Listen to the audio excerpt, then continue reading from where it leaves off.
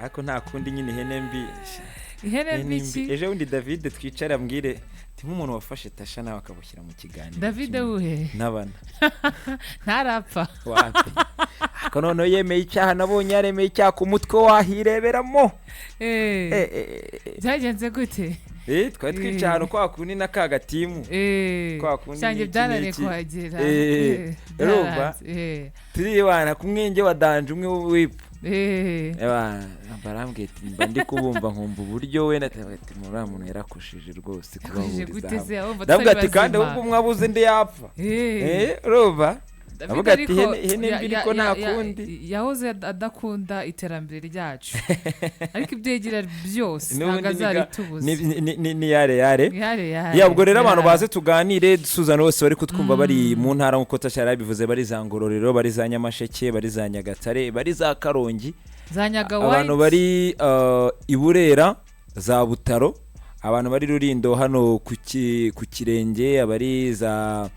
Yaramba abantu bari ku modoka bakakanya bageze Shyorongi bazamuka gake gake munsurize umuhinde inshuti yanjye yitwa Jadruvedi mu munsurize bya hatari buriya ngo dusuze n'abantu mwese muri Nyabugogo muri gare Gogose kabisa niho hantu hambere hahurira abantu benshi abajya mu ntara abava mu ntara abahaha abacuruza abajura ibiki byose Nyabugogo y'ibana niho hantu kuva ku wa mbere kugeza ku wundi wa mbere Nyabugogo niyo itagiburamo urujya n'uruza rw'abantu buriya Nyabugogo niho hantu honyine uretse no kuba wahagura ibiryo cyangwa se nk'amasambusa ugasanga irimo cyangwa ibintu byose ugasanga n'amaji batuwe n'ibiki Nyabugogo niho hantu honyine ushobora kugura Bibiliya ugasoma wagira hagati ugatangira kubonamo inkuru za Joriji Bibiliya ya Nyabugogo nayo bari scam urayigura wajya ugira hagati ukajya usoma inkuru za Joriji banete kuntu byagendaga kuntu yibye urugi n'iki kafasi muri Bibiliya ko hari ahantu wasoma Joriji muri Bibiliya ariko Gogose niho hantu hambere ushobora kugura Bibiliya ugasomamo inkuru za Joriji ubwo rero abantu bari Nyabugogo bategereje bisi zibajyana mu ntara abategereje zibavana Nyabugogo zibajyana mu mujyi cyangwa zibazana hano hakurya za ajyana hakurya bayita ntago ne muri zo quartier hari batsinda ni hano nyuma yacu hano Kinyinya zibajyana za Kinyinya zibajyana mu izindiro naye mwese ubwo mugende mwahisemo kuduhitamo ubwo umushoferi wahisemo kutuma mutwumva najye nimugera ahantu muhagarare mutere dawuri mu ijuru ikomange ku gatuza nibagera ahantu bamubwira hagarare batere dawuri mu ijuru na Ndakuratsa Mariya hanyuma abayisilamu mwese muri kwitegura gutangira ukwezi kwa Ramadan uyu mwaka wa 2026 namwe imyiteguro myiza ndakeka byanze bikunze nimba tarejo nejo riko sinzi hagati y'ejo ubwo no kuwa kangahe hanyuma kandi ngira ngo ni nabwo igihe igisibo cy'abasengera mu idini rya Catholic cyangwa se Catholic Church abasengera nabo nkeka ko ari ku munsi w'ejo hari nabo n'ubwa mbere bibayeho hari ngiye kuva navuka n'ubwa mbere numvishe batangirira igisibo kimwe rimwe n'ubwo iminsi yawe bitangana abagatulika ni 40 arya ababisilamu ni 30 siko bimeze vava konzi ko wenda ujya wambara n'inigi bazatwibuke oya ugwerejo nzazanjya nimugoroba urumva gwerejo nzazanjya nimugoroba gusa nsoje ikiganiro saa 12 nzazamita mfuturira hano ubugwera ejo mu gitondo y'ibana yanagiye kongera kunanuka urumva niki so ubwo rero twabaye ikaze ariko reka babwire ko hamwe na Airtel nabo turabana kuza kugera ku isaha 12 Airtel barakubwira bati turashaka kureba nimba vibe yawe ari yose fata giga 30 ku mafaranga 3000 gusa hanyuma wikarage ukwezi kose wowe icyo bigusaba no gukanda akanyenyeri 255 hanyuma bakakubwira bati wikokinge hamwe na Airtel sibyo gusa barakubwira ati fresh aho uri hose reka namwe babwire ko hari deal ya nyayo nabahereza hamwe na Airtel ubundi akubwira ko kohereza amafaranga uvana kuri telefone yawe ukoresheje Airtel ubungubu waba wohereza ku mirongo yose barakubwira ko ari ubuntu ni 0 wakohereza rero kuri Airtel cyangwa se indi mirongo bakakubwira ko ayo gukata rwose ari 0 we kandi akanyenyeri 142 akanyenyeri rimwe akanyenyeri 2 urwego ukurikiza amabwiriza wohereza abantu amafaranga ayandi asigaye yo bari kugukata uyizigamire ibaze kwizigama ku kwezi nimba woherezaga amafaranga buri munsi bagucaginga 700 cyangwa 5 ibaze 5 mu kwezi ukufata 5 kuri minsi 30 umva uzaba wizigamiye hamwe na Airtel hanyuma ibintu bigende neza cyane tugiye kuganira byinshi ariko turaza no kugenda twibanda mu byaha ngaha indani aho turi buze kureba cyane cyane ku myanzuro y'urukiko rw'ibanze rwa Kicukiro. Twabibonye ko guhera ku isaha y'isambiri abarimo Djihad, abarimo Nesto, abarimo Kalisa John, abarimo Pazo cyangwa se Patrick Ishimwe, bose kuri uyu munsi baje kuza kuba batangira kuburana mu mizi. Turaza kureba icyo urukiko rwaje kuba rwanzura mu kanya gato, byose turaza kubikomozaho. Ni byinshi turaza kureba ku mukino wa All-Star, ni umukino waberaga muri Leta Zunze Ubumwe za Amerika witabiriwe n'umukuru w'igihugu nyakubahwa Perezida wa Repubulika y'u Rwanda Paul Kagame, hanyuma aza guhura n'abastari batandukanye barimo nka Bien n'abandi benshi bagiye batandukana, cyane ko yagombaga no kuba ari kugira ngo arebe ikipe ya Los Angeles, arebe ko byifashe, arebe mwe mu makipe afitanye gahunda cyangwa se afitanye ubufatanye na Visit Rwanda. Byose turaza kubikomozaho turebe, hanyuma ubwo reka tuze duhere ku nkuru yahereye mu gitondo cyane kuri aba bagabo nari mvuzeho mbere Vava, bahereye mu gitondo bari kuburana mu mizi ku byaha bakurikiranye birimo gusakaza amashusho y'urukozasoni y'umuhanzi uzagwira Florier uzwi ku izina rya Yamana. Ego tujye kugerageza kureba mu ncamake, twinjire no mu rubanza tunareba uko byagenze, hanyuma tunakomoze gato kure cyane kubera ko nk'ijisho ry'umunyamakuru tuhafite imbonene wafite uko aza kuza kuba yabibonye byose, turabigaruka mu buryo burambuye cyane nuko nabonye n'amazina yagiye kugarukaho zarashaje gutaha zishobora kuzibana, tunaza wenda gukomozaho. Nekereza ko biza kuza nanone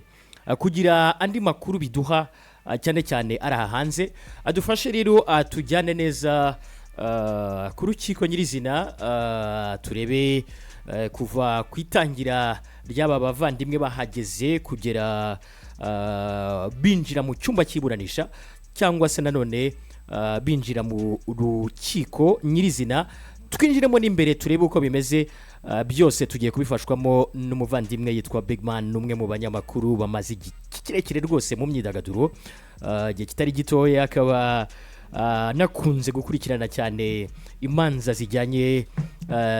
n'ubwamamare cyangwa se n'ibyamamare, kugira ngo turusheho nanone kugira uko tumenya amakuru kuva mu gitondo kugeza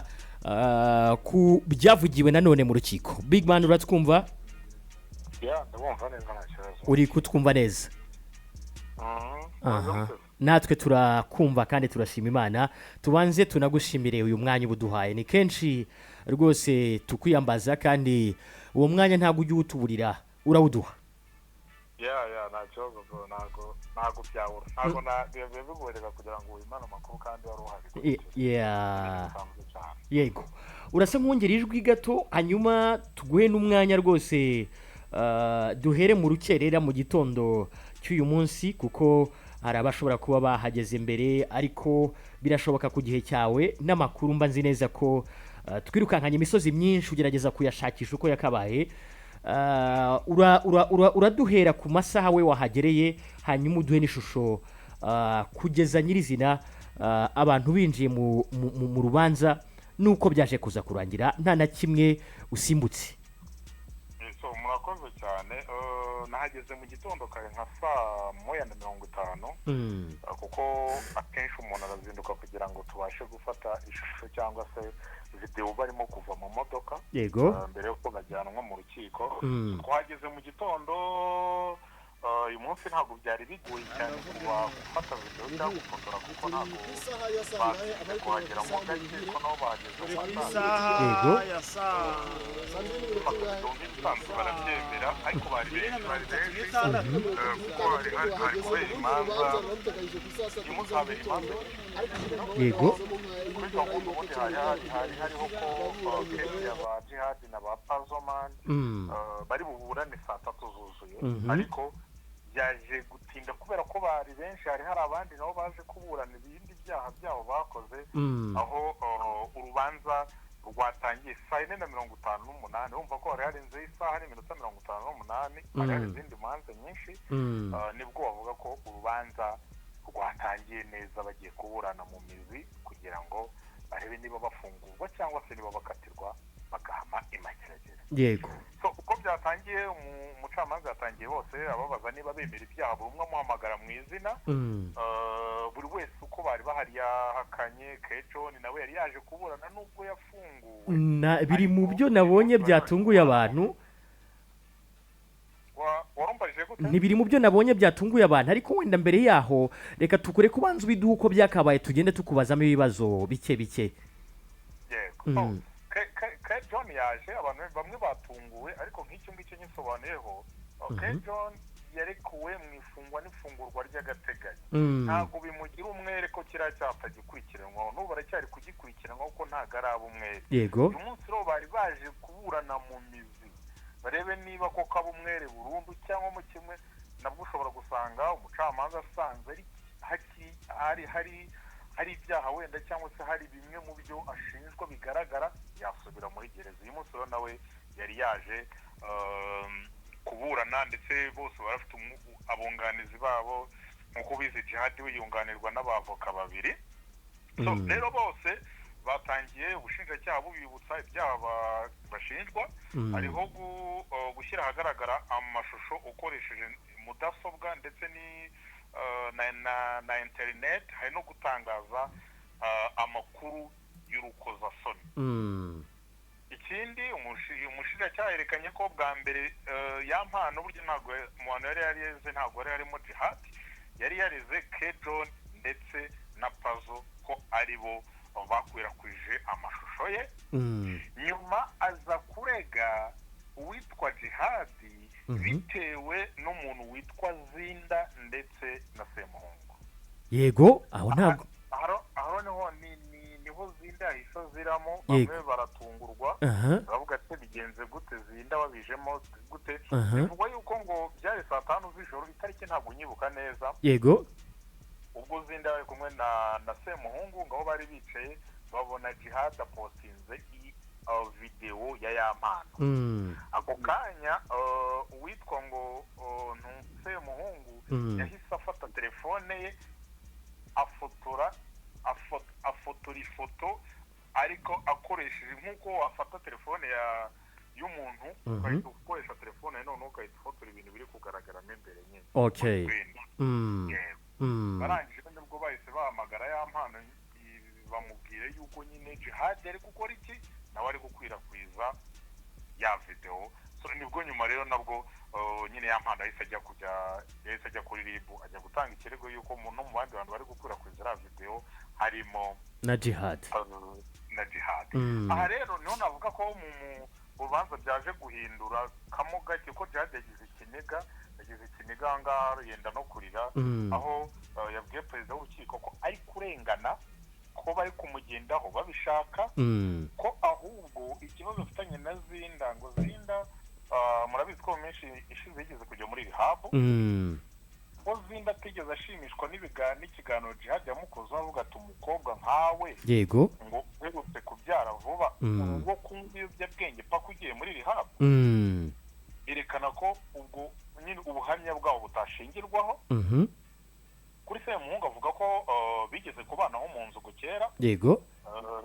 ariko ikintu bapfuye ari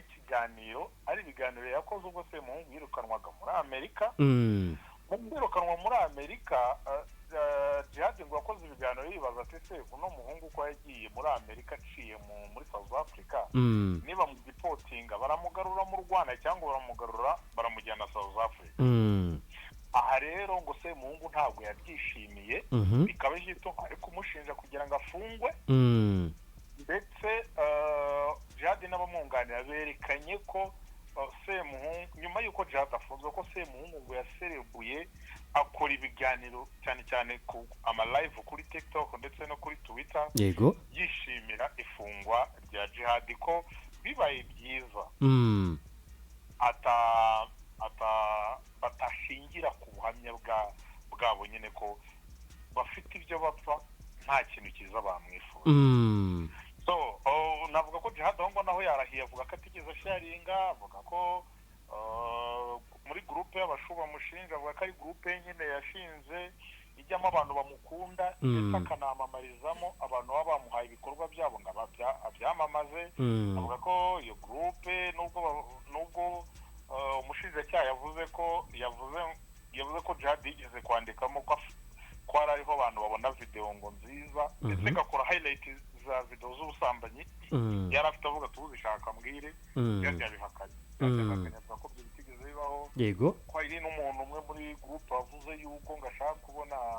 video yampana akahita amubwira nabi byemeza ko video yampana yagenze muri group atazi uwayoherejemo kuko ngo abantu benshi ari ngo urangaraho gake wajya kureba ugasanga ufite ngo nka message nka 200 cyangwa se 300. Okay. Rero ngo biragoye ngo wajya gusubira inyuma ngo ukareba ngo ninde muntu wohereje iyo message. Yavuze ko atigeze abigiramo uruhari ko atigeze rwose ayohereza ayisharinga n'umuntu n'umwe mu buzima bwe. Djihad yabihakanye avuga ko na ukurikije ngo na side yagiye igaragaza igaragaje ko atigeze asharinga video n'imwe y'amana. Okay. Kuri Kejon we nawe yabihakanye. Kejon avuga ko uyu harimo n'undi mujamo witwa Nesta avuga ko kuko video yayihawe na Nesta bitewe n'ibyo Odette hari umukobwa ngo witwa Odette uposting ibintu kuri status bijyanye n'urukozasoni. Yego. Urukozasoni avuga ko yabonye Odette yabipostinze akavuga ati nk'umunyamakuru nkanjye umuntu ufite igitangazamakuru reka mbaze iby'iyi video making sure ko iyi video ihari inkuru inkuru. Yasobanuye ko iyo video koko yayatse Nesta. Yego. Nesta ko arayimuha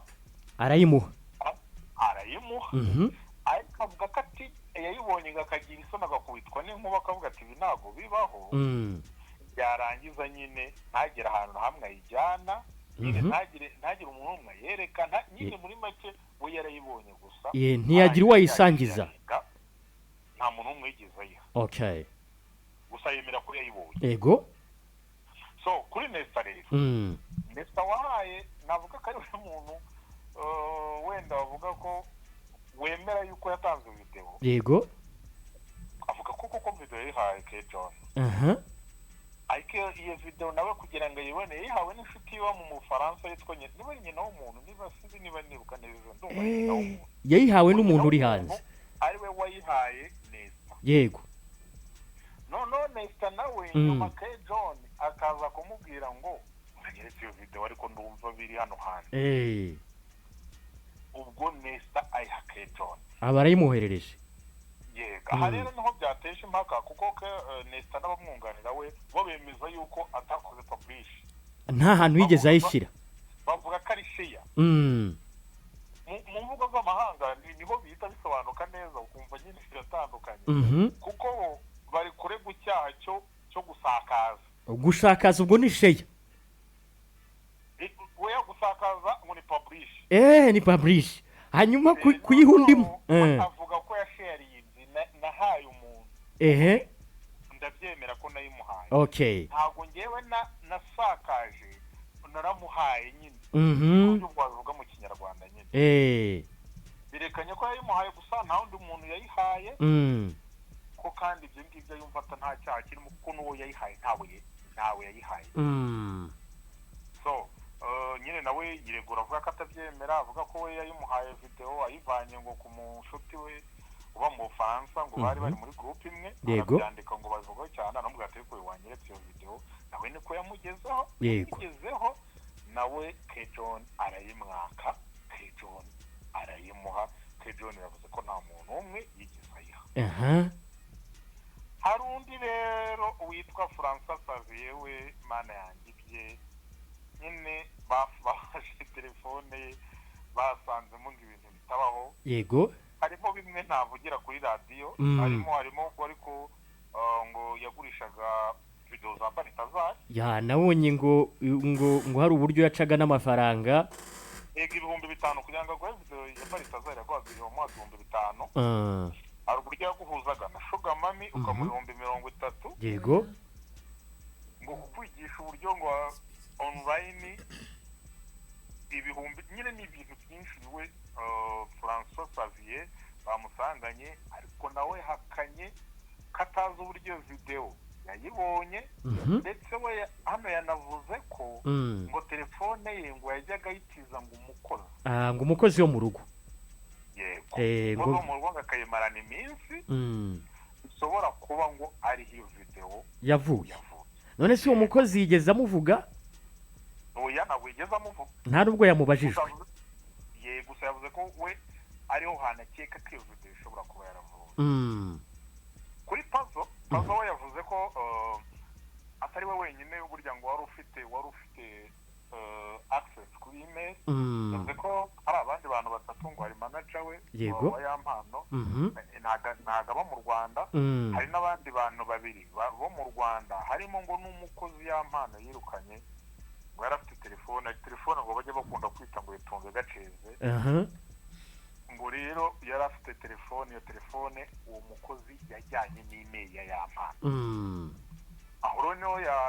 nawe yidefanze avuga ngo abo bantu bose batatu sinumva uburyo ari njyewe bari gushaka kubishyiraho ko ari njye wayishyize hanze kandi nta kintu kimwe cyerekana yuko video nayishyize hanze. Muri make bose uko bari baje kuburana bahakanye ko nta muntu n'umwe wigeze sharinga video ya Yampano. Ariko nabunganira Djihad berekanye ko babona bongeye babigarukaho nk'ubushize, babona ko umuntu ukwiriye gukurikiranwa bwa mbere kurenza n'abandi bantu bose ari Yampano, kuko ari we wagiye gukora ibiteye isoni, ibintu bibi, azi yuko noneho ngo akabika video kuri email, azi neza yuko email hari abandi bantu bayaccessingaho. So berekanye yuko ubwo ari we wagakwiriye kuba yahanwa. Ikindi Djihad yireguye kuri rya jambo ajya akunda ryari ryateje ikibazo ry'umupuri. Yerekanye ko ahubwo umwunganizi yavuze ati ahubwo Djihad twamugororera cyangwa twamuhemba, ati kuko yanze kuvuga ibintu mu mazina yabyo, amagambo nyandagazi yanze kuyashyira yanze kuvuga ibintu mu mazina yabyo, ashaka irindi jambo risa nkaho bidateje ikibazo. Ati kuba yagenda akaririmba indirimbo ari gukora ikiganiro, ibyo nta kibazo biteje, kereka ahubwo yaza akavuga ikintu mu mazina yacyo neza. Yongeraho ko amaradiyo menshi yo mu Rwanda iyo twumvaho ibiganiro rimwe na rimwe, amaradiyo ngo agira ibiganiro noneho babivuga mu mazina neza badaca no ku ruhande. Baravuga rero ko akurikije umukiriya we, ahubwo we akwiriwe no gushimirwa kuko yakoze ikintu cyiza nyine muri sosiyete. Ndumva ari ibyo urubanza ruzasomwa ku itariki 27. Gusa bose babihakanye, nta muntu umwe uri kwemera. Ku bibazo rero bimwe na bimwe umuntu yagarukaho, ni nka yahe mazina wenda kuri iyi nshuro abantu batari biteze muri uru rubanza ariko yongeye kugaragara? Wavuga Zinda niyo muntu wenda wavuga uzwi, niyo muntu wagarutsweho, ndetse n'uwo nyina w'umuntu leta yavuze uba mu Bufaransa, uba hanze, we wamuhaye nyine ya video kugira ngo nawe heke John. Uvuga ko aribo bantu bonyine, wavuga ko aribo bantu bonyine. Dumba we n'ubushize yari yagarutsweho, n'ubundi nta cyahindutse, ni ukuvuga ko Pazoman yabwiye Dumba ngo isibire iyo video. Yego. Pazoman bavuga ko video yifashe mu gihe yari agiye kujya kuri RIB. Niba mubyibuka neza akavido gato yifashe, avuga ko RIB iri kumuhiga. So navuga ko ari abo ngabo, nta bandi bantu bagaruka. Ku ruhande wagize se wenda amahirwe yo kugirana ibiganiro nabo nabo bafite amazina mashya bagaragayemo, cyane ko tunumva abaregwa bahakanira kure nka Djihad avuga ko abenshi asanzwe afitanye nabo ibibazo badakwiye kumva ubuhamya bwabo cyangwa se ubuhamya bafite budakwiye gushingirwaho kubera ko basanzwe bafitanye n'ibibazo mu buzima busanzwe. Wigeze ugira amahirwe yo kugira abo wegera muri abo koko, kuko nabonye biri no mu bintu byasakuje? Kano kanya navuga ko umushyashya wajemo kubera ari Zinda, niwe ntarabona uruhande rwe abisobanuraho. Yego. Ariko nka Semuhungu we ijisho rya mugenzi wawe ko ibyo yakoze ntago yicuza ko nta kugambana nta muntu umwe yagambaniye ahubwo yasize hanze ukuri ko bashakaga kwangiza kariyeri ya Yamana umuhungu we ari proud avuga ati ngewe no mu rukiko banyeneyemo nzaza kuko abenshi bari bazi ko uyu munsi ari bunaze ariko ntabwo yaje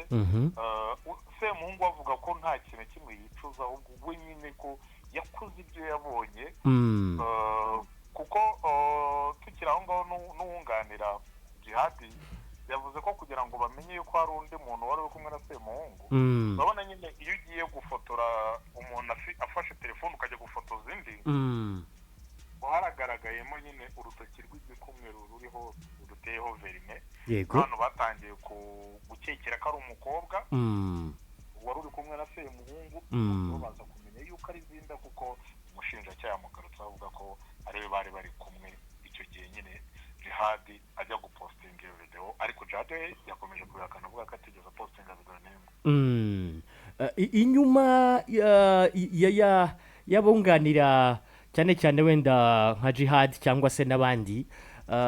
niba wumvise umwuka bafite hari igihe n'umuntu areba urubanza akavuga ngo aha birashoboka ko twazakenera n'ikindi gihe cyo gushaka wenda se andi makuru n'ibindi bimenyetso dukurikije ibyatanzwe cyangwa se nabo ukabumbana icyizere cy'uko wenda urubanza rushobora kugenda neza mu minsi iri imbere mu isoma ryarwo bakurikije ibyagarutsweho bakurikije ubuhamya bwongeye gutangwa banakurikije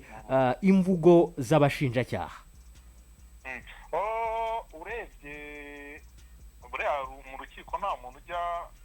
upfa gukora prediction y'ikintu kizakurikiraho kuko biba bigoye wenda n'amategeko usanga tutazi amenshi cyane ariko abantu bose babonaga bafitemo icyizere kuko wabonaga umuntu wese yisobanuye neza yerekana ko ntabwo njye nigeze nsharenga hagaragara no n'ibimenyetso ubushinjacyaha bwazanye kuko basanga ni bya bimenyetso n'ubundi byakoreshejwe mu ifungo n'ifungurwa ry'agateganyo ko nta urebye nta bindi bimenyetso byari byiyongereyemo abenshi rero haba bunganira abonaga ko bafite nk'akantu isura nyine ikeye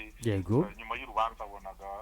biragoye ko ari uwo twaganiriye bose babyangaga bavuga ati reka dutegereze kuri 27 mbemereye ko tuzakorana ikiganiro ariko abonaga ko bafitemo akantu k'akanyamuneza ku ruhande rw'abari kuregwa nabo wabonaga wenda bakomeye nka Djihad wabonaga ari abantu bakomeye ku buryo buriya n'umuntu hari igiciro kigera ukabona atangiye kugira imbaraga afite icyizere kabisa bari bakomeye nka Djihad niwe muntu waburanye cyane ijwi rye ryumvikana ubona ko ashikamye nka mbere ndibuka mbere mu ifungurwa n'ifungurwa ry'agateganyo umucamanza aramubwiraga ati wikora izo geste wihindukira uri guhindukira uri mu biki menya hano kuri imbere y'urukiko ariko uyu munsi ubonaga ko ari poze ari seriye ari nyine ubona ko afite imbaraga ko afite courage zo kuba yaburana neza kugira ngo atahe ubonaga ko bose bameze neza nta kibazo okay ngira ngo rero n'amakuru baba wayatanze abandi ubwo n'abantu baragerageza gusimbuka basimbukire aho wayashyize kandi nayo ni meza bagerageze kugira ukuri kuzuye cyane rwose tugushimire cyane kuri uyu mwanya duhaye akoze cyane big man abaduhaye umwanya mwiza kandi anadufasha kumenya uko byagenze kuva mu gitondo kugeza aya masaha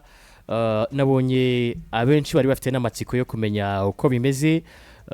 urumva ko harimo n'andi mazina mashya nabonye n'abakurikira urubanza nabo atari bakeya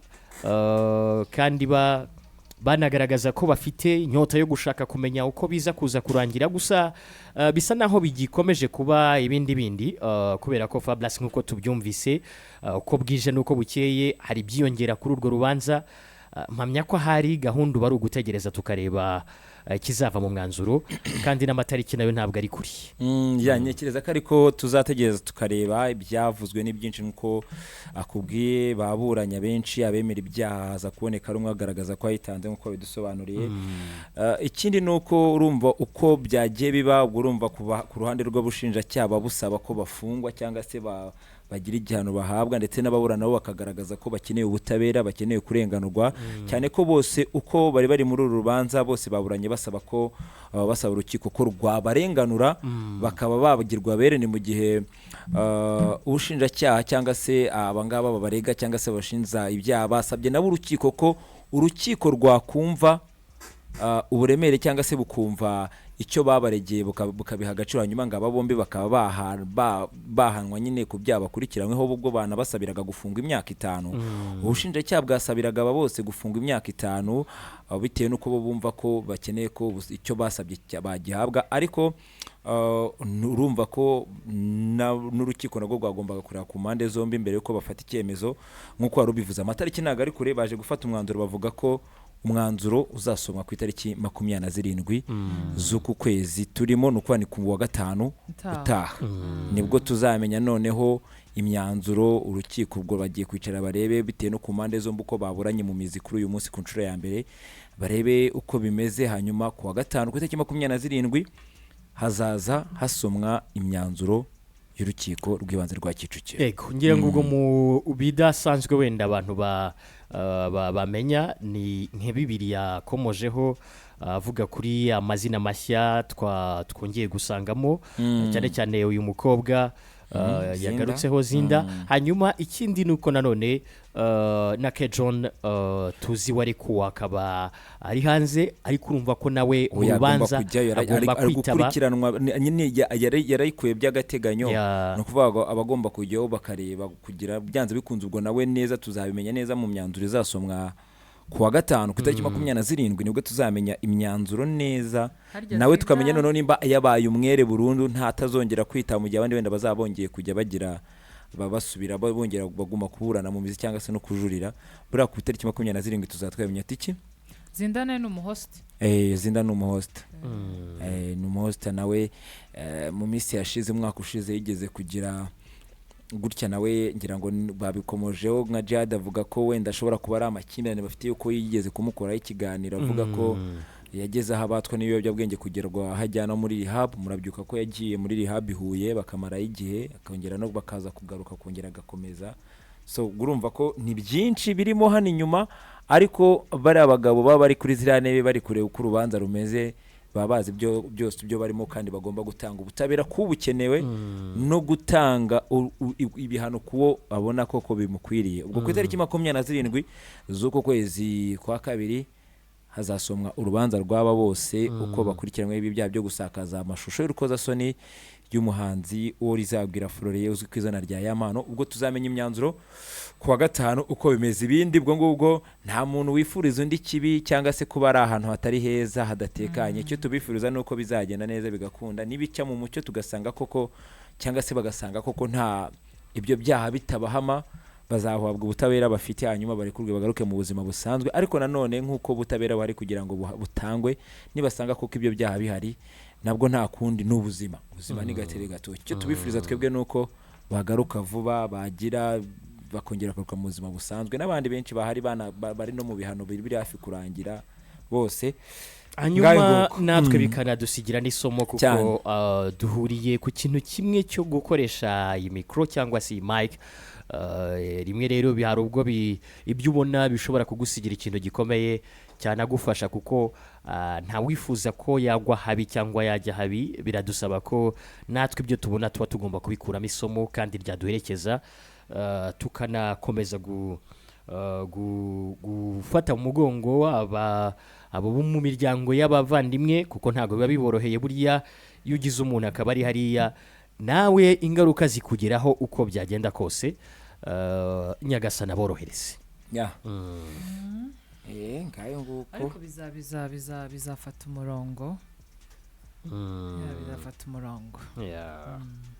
narya ngo namvura idakora iki ntamvura ngo idahita ariko nanone samusi turabivugaga na mvura idahita ariko none baravuga ngo imvura igwa niyisubira sinzi ubwo nimba hari ahantu bijya bihurira ariko iyo migani ibiri iratandukanye gusa yose bihuriye ku mvura hose bihuriye ku mvura. ese mwe muremeranya na Muhozi uvuga ko ibintu byo abagabo gupfukama? ejo twavuye hano mbona hari ibintu amaje gupostinga avuga ko ngo abagabo bapfukamira abakobwa bagiye kubaterera amavi kugira ngo babambike impeta ngo rwose ngo nukujya babafunga. Ariko uyu mugabo Kainerugaba uyu mugabo w'ingabo za Uganda no umuntu ukunda gutebya cyane. Impamvu ngiye sometime ibintu byo nkunda kubifata nkavuga yari blague cyangwa ntago ari blague. Ejo bundi ku isabukuru y'amavuko y'umugabo witwa Bobby Wine,